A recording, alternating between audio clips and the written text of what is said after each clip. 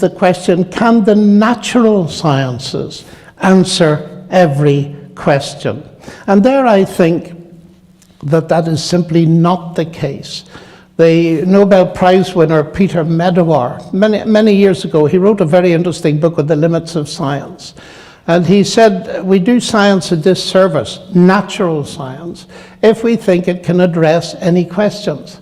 And every question. And he referred to the basic questions of Karl Popper, the questions of a child. Where do I come from? Where am I going? What is the meaning of life? Natural science doesn't answer questions like that. And Medawar added it is to religion, philosophy, and so on that we must go to answer those questions. I think science is immensely powerful. It is immensely exciting. And it uncovers a vast amount about our universe. But I have a problem by going too far. I'm a mathematician and I'm rather interested in logic. And you know, if we say that science can explain everything, or science is the only way to truth, as it's often put, well, that is not a statement of science. It's a statement of belief. And so if it's true, it's false. Maybe it's too early in the evening for logic like that, but there's a huge logical problem. So to sum up my position, science is powerful. Its methodologies are extremely important also in the sphere of history, forensic science, and in the sphere of religion. But I'm going to be careful here, because Peter is right very often in his critique of superstition, of mythology and nonsense. And science has helped to clear away some of the nonsensical things that sometimes religious people profess. But what really makes me, in one sense, very much in favor of the Christian faith is that from the very start it claims to be evidence-based. And the central piece of evidence is, of course, as you probably know, the resurrection of Jesus Christ. So I believe in Peter's methodology. I use it all the time, but somehow he feels that a Christian like me doesn't use that methodology within my own Christian faith. Final point, I think explanation. Can science explain everything? We need to tease out what we mean by the word explanation. For example, the law of gravity doesn't explain gravity. It tells, as Newton realized, it tells us wonderful mathematics that we can calculate the way in which heavy bodies move in relationship to one another.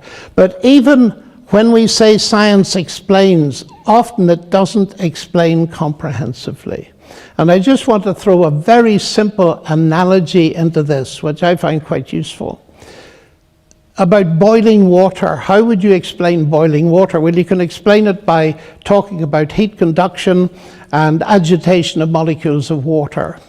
You can also say the water is boiling because I'd like a cup of tea.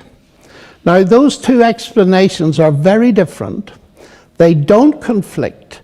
They complement. One is a scientific explanation, natural scientific, but the other is an explanation in terms of the intention and purposes of an agent. And Peter said quite clearly that science doesn't go in for that kind of purpose, but that doesn't mean that kind of purpose doesn't exist. In fact, people have been enjoying tea for millennia before they knew anything about the theory of heat in physics. So what I want to say is this: the God explanation is different from the science explanation. God no more competes with science as an explanation of the universe than Henry Ford competes with physics as an explanation of the motor car. I wouldn't quite argue that way. I would say that science cannot forbid a resurrection, because you see, science proceeds on discovering the regularities to which nature works, and has done a very impressive job. And the fact that we know that dead bodies don't normally rise, that is a law of nature in that sense, means that we recognize something very special happened, if it did happen. Now, there are two issues here. The first of all, there's the in-principle one, which always ends up in talking about David Hume, who said that miracles are violations of the laws of nature. And I do not believe they are. That's point number one, and I can go into that if you like. Do you want me to? Do you want to believe? Well, we might as well, since you Yes. Well, you've got to define a miracle. I think a miracle is defined as something that is against the laws of nature. But I don't define it like that at all. A miracle, miraculum in Latin simply means something to be wondered at, but we're talking about something supernatural. Now, it seems to me very clear that when Hume said miracles violate the laws of nature, he was really not understanding. And the great interpreter Anthony Flew of David Hume. No. Sorry? Oh, sorry, go ahead. I think he was going to object to the raising of Anthony Flew. Oh, well, I'll not raise Anthony Let's Flew. get back to raising He has Jesus, died and hasn't risen. I do, I do see that point. But the point is this. C.S. Lewis long ago told a little analogy. If I stay in a hotel tonight, put £100 in a drawer, and do the same tomorrow night, there are £200 in it. 1 + 1 = 2. If on the third morning I find 50 quid, what do I say? That the laws of arithmetic have been broken, or the laws of England? Clearly, I say the laws of England have been broken. How do I know? Because the laws of arithmetic have not been broken. It's our recognizing of what normally happens that helps us to see an exception. Now, if I were claiming that the body of Jesus rose from the dead by processes, natural processes going on in the grave 5 minutes before we happened, yes, that would be wrong. But I'm not claiming that. What Christians claim is that the God that created the universe and built the regularities into it is capable. Pure speculation. Well, Wait a minute. No, this is not worth listening. This isn't speculation. Well, let's listen and then you respond, Peter. Peter, it's dead easy to say it's not worth listening to. You tempt me to say that about some of the things you say, but I'm not going to do that, because it seems to me it's very important to listen to what Christianity claims before you judge it. And what is claimed is the God who creates the universe and sustains it is not subject to laws as if they were laws of a land. He set up the regularities and he can feed a new event into them. And the claim is, and with this I finish, that God raised Christ from the dead by an input of colossal power. Oh, Jesus. Well, you've got it, Peter, in one. No, I mean, this is... that is the claim at the end of the day. But, I mean, this is... everyone knows here that's nonsense. What you're inventing is an agent who can do anything he likes. He or she likes, I suppose you have to say these days. And so it is the laziest way of accounting for observations, sometimes observations that were never actually made. Religious explanations which resort to God did it are intellectually lazy. I won't use a stronger term than that, but I do think that they are lazy, because, I mean, what does it mean as an explanation? You lie there saying, oh, God did it, and everyone says, oh, I understand now. Religious explanations are easy to accept by the unthinking. Science is difficult to accept because it involves a lot of thought. You really have to tease out the processes by which an event occurs. You can't simply say, and God did it. You've got to go through, in biology, you delve down into if you like, the chemistry of the organism. In chemistry, you delve down into the physics of the underlying processes.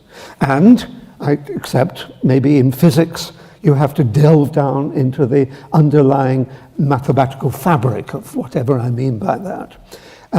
It's jolly hard work, and you've got to work on it. But it's more satisfying when you get to the end of an explanation than that extraordinarily lazy way of pretending to explain by saying, and abracadabra, God did it. I mean, that is intellectually corrupt. Okay. But, Peter, that's confusing two different kinds of explanations. Yes, indeed. If you were to say about a motor car, Henry Ford did it, and that's all you had to say, then I would agree with you. But the point is, as I sit here and read your books and explaining chemistry and all this kind of thing, I say this is wonderful. This is not contradicting the God explanation, because the God explanation is saying that you, as a chemist, only have a universe to study because God created it in the first place. Why for you is that not the kind of lazy, corrupt explanations you're Well, talking about? first of all, take science itself. Why am I passionate about science? Why do I believe science can be done? Well, because I believe that in some way the human mind in here has access to the natural world out there. Now, why do I believe that? And sometimes I ask my atheist friends, I've never asked Peter this, but so he's excused, but I have asked many of them. I said, what do you do science with? And they say and they're about to say mind, when they realize it's not politically correct to say mind. They say my brain. And I say, tell me about your brain. And one man who's rather famous, he said to me, do you want the really short answer? I said, sure. My brain's the end product of a mindless, unguided process. So I looked at him and smiled and said, and you trust it? And then I asked this question, which I've asked many times. Suppose you knew your computer was the end product of a mindless, unguided process. Would you trust it? And I've always had the answer, no. And then I say, I see you have a problem. In other words, your atheist materialist stance undermines my trust in the rationality I need to do science. Now, if you flip the coin, modern science exploded in the 16th and 17th centuries, and its pioneers, Galileo, Kepler, Newton, Clerk Maxwell, and so on, were all believers in God, most of them Christian. And the point is, it was their belief in God that didn't hinder their science. It was the motor that drove it. So for two reasons. One, the legitimizing of doing science at all is one of the reasons I believe in God. God as an explanation makes more sense. It has explanatory power. The atheist explanation, as even some atheists like Thomas Nagel these days are beginning to see, undermines confidence and rationality. I've just read through Anthony Kenner's Modern History of Western. Yes. Great 1,000-page. Yeah, I know. brick. I've read it too. 900 of those pages show what a waste of time philosophy was when people were worrying about the nature of God and his or her the properties. Philosophy, just famous St. Augustine, Thomas Aquinas, you name them, completely wasted their lives by thinking about non-questions. It's only when... But that's your belief, Peter. Yeah, but there's no evidence for God. It's the basis of that's the core of my belief. That's what we're talking about. But is that an assumption you're coming to it with, Peter? Let me say, there is no evidence for God. That is the rock on which I build my system of explanations. Your rock is a kind of elaboration of that, because this physiologically unlikely event of the resurrection. It was that you're enthralled by the universe and the concept of God because you can see that it provides an explanation of the rationality of the universe. That's right. Now, in the book I just published last year, which you alluded to, where I talk about the origin of the laws of nature, which I think is kind of behind your comfort, as it were. Well, it might be. I use 4 principles to argue, to identify the laws of the origin of the laws of nature. One principle is indolence, another is anarchy, and another is ignorance. Three principles, and I can show, and I do in that book, that those 3 principles are enough to account for the laws of nature as we have identified them. I don't need an agent behind it, unless that agent is infinitely indolent, is infinitely anarchic, or is infinitely ignorant, which I don't think you would ascribe qualities, those qualities to your God. So I don't need a God to account for this world. We obviously don't have time to go into the fullness of what you wrote in that book, but the phrase that really struck me from the book was this: you said on a few occasions, nothing rolled over into something. That was the way in which the universe, which is clearly something, came from nothing. Now, this was referenced by you earlier, John. Well, it sounds like nonsense to me. And you know, Peter, what do you mean by nothing in that context? I mean the absence of space-time. Or do you mean what most of us mean, the absence of anything? That's what I mean what I said. Okay, right. Well, I'm very interested in nothing. In fact, I give lectures on nothing these days. And I had the opportunity to enter a discussion like this in the Harvard MIT Faculty Club. And I was surrounded by the experts, Vilenkin and Alan Guth, probably the world's most famous cosmologist. And I did something I never usually do. I said I'd like to ask the first question of Alan Guth, who's the father of the theory of inflation and all this kind of stuff. A very friendly discussion. So I said, Alan, look, there's much ado about nothing. And I want to ask you a question. When you, as a cosmologist, use the word nothing, do you mean what all the rest of us mean as absence of anything? He said, no, we do not. Well, he was wrong. He should. Because presumably, if there was a creation, let's try to talk in your kind of language. If there was a creation, then presumably the something that we now experience was preceded by the absence of something. And I presume that we can call the absence of something or the absence of anything nothing. So presumably at the creation, somehow or other, absolutely nothing changed into, I use the term rolled over, changed into something. Is that what happened? Principles of indolence and ignorance and... No, those come later. Oh, I see. I need to read this, you see, Peter. I'm sorry, you catch me out. But I think... let me speak to the point. Let me just finish. So presumably you think that if there was absolutely nothing and it turned into absolutely something, that there was an agent involved in causing that. Is that the creation? I wouldn't quite put it that way. I would say that the universe comes from nothing physical, but it doesn't come from nothing. God is not nothing. In fact, we get the whole thing upside down.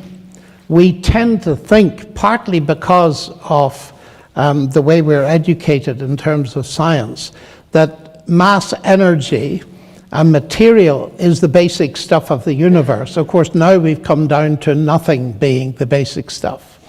I would want to say about that is, I don't believe it, but secondly, God is not physical, God is spirit. And the fundamental stuff in the universe is mind and spirit. It's not material. So then, if I could finish, the universe comes from nothing physical, but it doesn't come from nothing. It comes from God who created it. Let there be light, and there was light. And so that is my position. And that's not a position which you believe conflicts with the science we do know of, the Big Bang? Not at all. The Big Bang is wonderful because it simply tells us there was a beginning. And science caught up from the Bible, with the Bible in the 1960s, because science was tied to Aristotle for centuries, believing that there was an eternal universe. Now we believe in a beginning. Whether you mean a beginning of the multiverse or the universe, it doesn't really matter, because the latest mathematical theorems by Guth, the man I just mentioned, Vilenkin and Borde, say that there is an absolute beginning. So the Bible has said it for centuries. But let me come to this, Peter. You slipped in one or two things which troubled me. And one of them was, if Jesus ever existed. Now, you're interested in science and evidence. I do not know, and I've read most of them, an ancient historian in the world who would question not only the existence of Jesus, but the basic facts of his life and so on. People who study these things, and it worries me when a person like you says, if he ever existed. Well, you should because the evidence is there that he did exist. You should read more widely than you clearly have done. I mean, there's plenty of scholars who've questioned the historical existence. And if I might say so, Richard Dawkins quoted one of them. Dawkins does believe that Jesus exists, but he says a good case can be made out that Jesus never existed. And he mentions Professor Wells of London. He didn't tell anybody that this is a professor of German, not an ancient historian. So I'm afraid I have read both atheist ancient historians, Christians, agnostics, all the rest. They are agreed basically on this. So it seems to me that if you're interested on making observations and notes and science in that general sense, then Jesus' existence is scientifically established. It's rationally established by historical science. I don't know what percentage I put on that. Maybe 80% true, but I don't think 100%. Thing that very often people say science can build us an atomic bomb. Yeah. But it won't tell us whether we should use it. That's something that we have to decide, and that's the moral questions are different to the scientific aspect. Do you want to comment on that? No, I just think I would have used that analogy when scientists discovered they had this power. They were faced with a huge moral question, and it's often been debated. And at the simplest level, science, chemistry, I believe, can tell me that if I put arsenic in my granny's tea, it will give her a pretty rough time. But science, chemistry cannot tell me whether I ought to do it or not to get my hands on her money. So what does tell us? I mean, I have a feeling, Peter, you're going to say, but God's not the one to tell us what we should and shouldn't be doing. Oh, clearly. Since there isn't a God, he's not the one to tell us. This question, I believe, my reaction to it is that actually all humans are morally hardwired in some sense.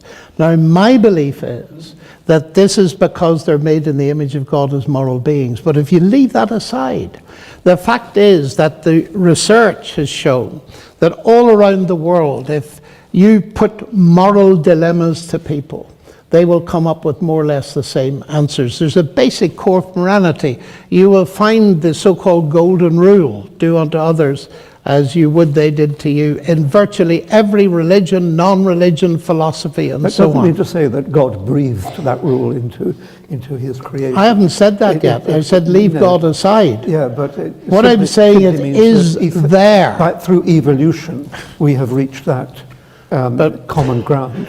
Peter, I'm not arguing that. All I'm saying is it's there. And the fact is that therefore we make moral decisions, whether we're atheists or not. And often those moral decisions will be absolutely identical. Now, my explanation of that is that this is a result of being made in the image of God. But the important thing in the practical sense is that we do seem to have that common core. Otherwise, society would completely collapse. Of course, but my explanation is not that God did it. No, but evolution did it. My explanation is that we all went through a very similar evolutionary process, which entailed survival not only of the self, but of the group. But that might be part of it. But you know, it's very interesting that even an atheist, like the man that wrote, he's a German, very famous, wrote the book Übergänge, Transitions, what's his name? You're asking the wrong person. Jürgen Habermas, there you go. who's one of the leading atheist intellectuals, when talking about this question, he said, when it comes to basic morality, the source of human rights, the base of our institutions in the West, etc., he says this. Now, he's an atheist writing. He says it comes down to the Judeo-Christian legacy, and then he adds a very interesting codicil. He said everything else is postmodern chatter.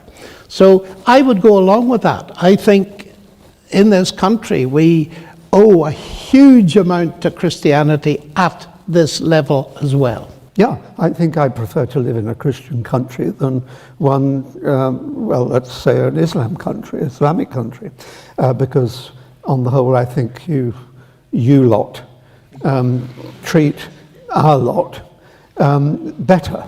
Would we be better off in an atheistic country, though? Oh, by far. Oh, by far. Peter, I spent a lot of time in Russia. Yeah. And I've talked to so many Russian intellectuals. I feel that is just a wild statement. You know, many times I've sat with people like Peter in the Academy of Sciences, and they've said this to me. We thought that we could get rid of God and retain a value for human beings, and far too late we found out we couldn't.